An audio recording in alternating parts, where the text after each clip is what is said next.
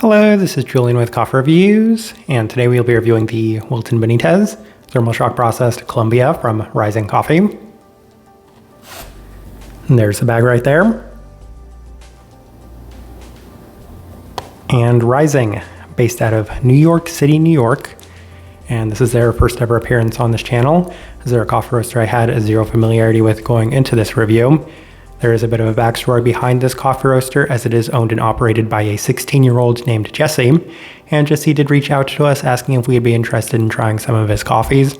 So after some messages back and forth, we told him that we'd go ahead and purchase whichever one he recommended, and he suggested this Wilton Benitez coffee, and I will be completely honest, I did give a little bit of pushback, asking if there were any other coffees that he might suggest or anything else he's going to be releasing that he would be interested in showcasing. However, he was pretty firm in this being the coffee that he wanted us to showcase, so we went ahead and purchased it, and we will see how it's turned out, as this right here is day 60.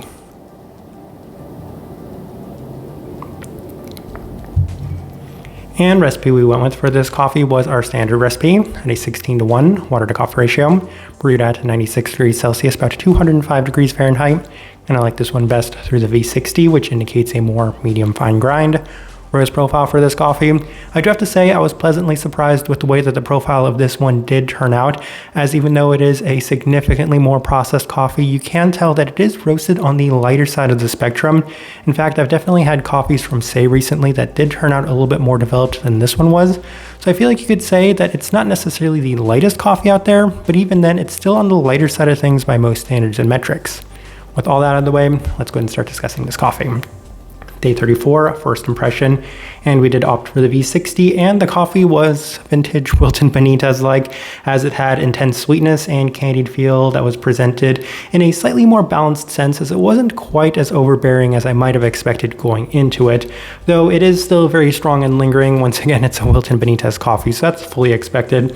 Prominent artificial sugary fruit components were the primary aspect in a peachy sense, but also quite punchy, so definitely very straightforward and very direct. Day 37 through the Chemex, and the coffee is offering a combination of the Diego Bermudez-like funkiness with the slight artificial boba sugar-like feel, with a slightly spiced quality reminiscent of El Diviso coffees. So it did have that kind of prominent spiced tone that a lot of people associate with maybe the peppercorn, something along that line, and it wasn't necessarily the most appealing trait or aspect of this coffee.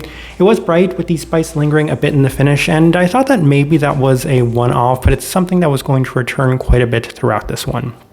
Day 40 through the April brewer, and this is possibly the best the coffee has been to this point, as interestingly it has plenty of that spiced quality in the aroma itself, but it was a little less present in the cup, skewing far more in the artificial Wilton Benitez candy funky like sense, especially in terms of the stone fruit qualities. So picking up, I would say, just some better balance, and given that the aroma of the brew was a little off-putting and it wasn't translating into the cup, I found that to be a victory, at least as of this moment.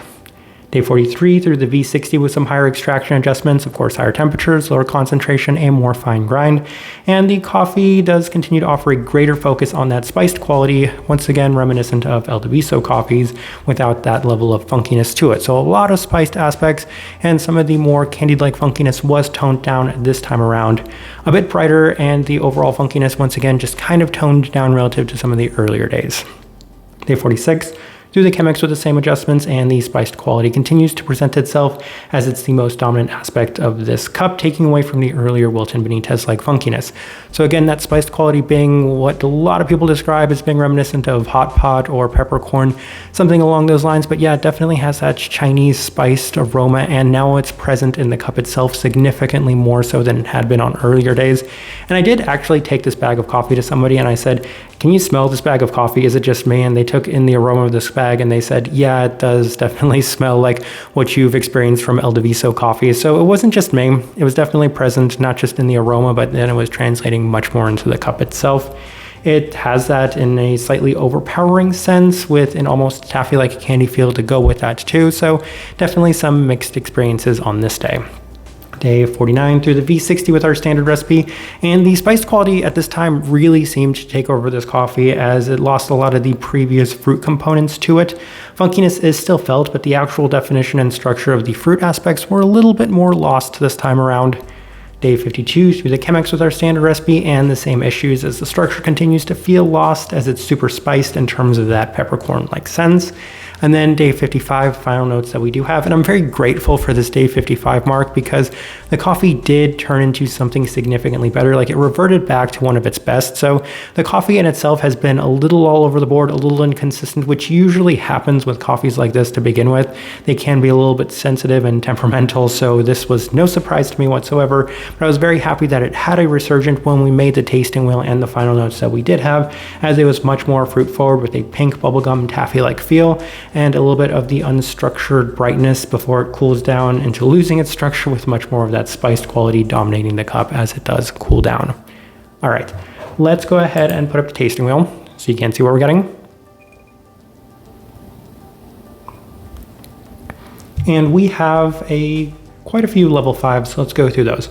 We'll start with the finish, level 5, and that's not surprising whatsoever. When it comes to coffees that are this processed, they usually have such a lingering, long-lasting finish to them. And this one had it in a couple of different directions, so it had it in that more funky sense, and in addition to that, that spiced sense. And while I said on maybe some of the earlier days it was toned down relative to other iterations of coffees like this that I've had, at the end of the day, it's still going to have a very long-lasting and extended finish to it, so not surprising that that's where it scored on this one. Sweetness level 5, and given that this coffee did have a pretty significant resurgence towards the end, it's not surprising that the sweetness was up there at that level 5. Wilton Benitez coffees like this do tend to score, I often describe them as being a level 6, level 7 from just how sweet and intense they are, and this one was pretty focused on that candied sense. I mentioned taffy being the biggest descriptor that I did have, so level 5, yes, definitely justified there.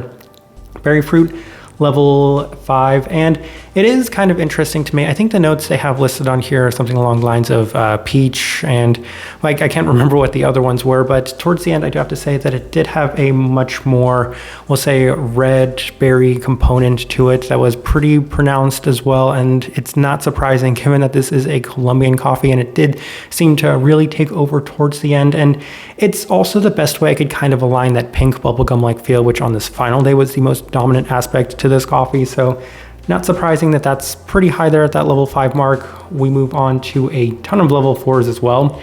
We'll start with the acidity level 4. I mentioned that the brightness did feel a little bit more uneven towards the end. I wouldn't necessarily say that it was overly structured for the majority of the time that we were consuming this coffee.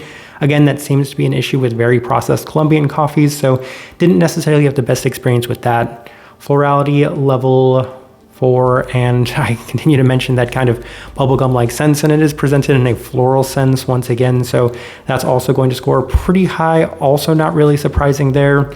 Spice level 4, and yeah, that actually was toned down relative to the majority of the time that we were consuming this coffee.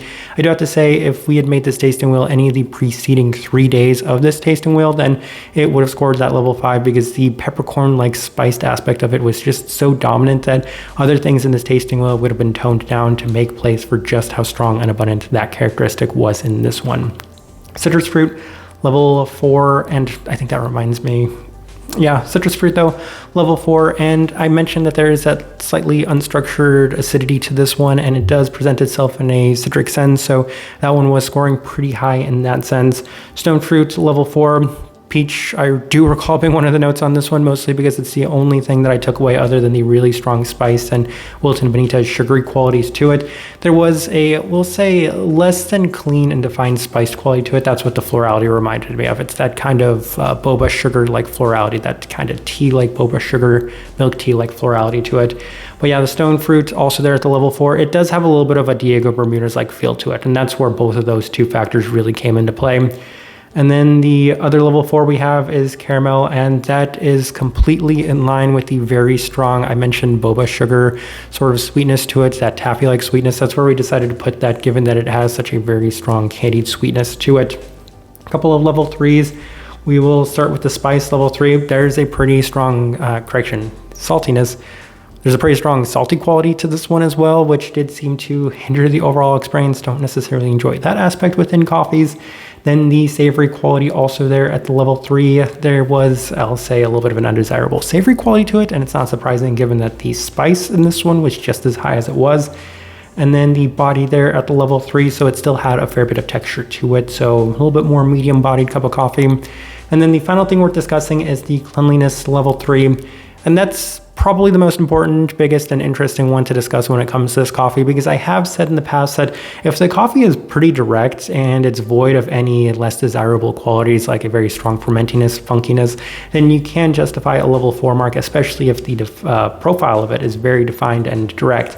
But it's very hard for me to put this one any higher than it was, given that spice quality, yeah, while it was, I will say, pretty pronounced and defined, it did come out a little uneven at times. Same thing with the brightness, and there was enough funkiness to take away from that, given that it did have that just obscure, more unique processing taste to it that comes off artificial a lot of the time. So it was very difficult to keep this one even at that level 3 at times, because I could say that those really strong spice days would tone it down. But at the end, I did settle on level 3, so that's where we put it. And as I'm looking at this tasting wheel, I do think it is a pretty good representation of what I was getting from this coffee on the final day, as on other days, the tasting wheel would actually look very different. All right, so my overall thoughts and impressions of this coffee. I will get the negative out of the way. It's not really surprising I didn't like this coffee, but that's what I was kind of warning Jesse about to begin with. Please don't suggest more processed Colombian coffees to me, because it's extremely rare that I do end up liking them. There are very few exceptions to them, and I don't think I've ever liked any of Wilton Benitez's more processed coffees, and it's for this exact reason that I don't necessarily enjoy them. And this one did suffer from everything that I don't necessarily enjoy with his coffees. They're a little bit too intense in certain aspects, and they can offer some undesirable spiced qualities to them at times as well. So for those reasons, it's not surprising whatsoever. This is about as far away from being in line with my own preferences as a coffee can get. There are a number of other coffees that Rising has had either at that time or that they were in the process of releasing that sounded much more my speed, and I really wish I would have had an opportunity to try one of those. They have a Geisha Village out right now that I feel like would have been very interesting for me to try. And we did actually get a sample of a Peruvian Geisha that turned out to be a very lovely coffee in general. So that's to say that it's a very interesting coffee roaster, which gives me an opportunity to discuss all the positives. I'm very happy to see that there is somebody as young as Jesse roasting in this light of a profile. It does give me a lot of hope that the next generation of coffee roasters will be continuing this trend of keeping things on the lighter side and focusing on just some very interesting and unique out there offerings, as this is a very modern coffee, even if it isn't a very modern coffee that I do like. It's lighter, it's experimental, it's by a well-known producer, and for all those reasons, it's interesting in that aspect. It's just not necessarily for me. And I really do want to highlight that Peruvian Geisha, because I found that to be an absolutely lovely coffee, and it's another one that I wish we would have reviewed instead of this one. So I do have to say, as far as a start, this is a nice start, given that this coffee roaster hasn't even been around for a year now, and Jesse is still extremely young, and I know that things will only get better from here. So a lot of words of encouragement, keep up the good work, and I do think that things will get better from here. Type of person I would suggest this coffee to? Well, if you like Wilton Benitez's coffees, then I feel like you're going to enjoy this coffee, because it is very Wilton Benitez-like right from the onset, and throughout the entirety of this one, it's very intense. It's got so many of those funky aspects, those funky traits, those super sugary, sweet attributes, and they're presented in a very intense, lingering sense. So that's one aspect to it, and if you do kind of like the unique qualities and traits that can come from El Diviso coffees as well, then this one does add that to it as well. So that's kind of the best direction I can point somebody towards on this one, and also the best way I can leave this review. If you by chance had an opportunity to try any of Rising Coffee's coffees, I'd love to know your thoughts and impressions of it or them as well. If you're enjoying the content, give this video a like, subscribe if you're not already subscribed. This right here has been a review of the Wilton Benitez Thermal Shock Processed Colombia from Rising Coffee. Thank you for watching.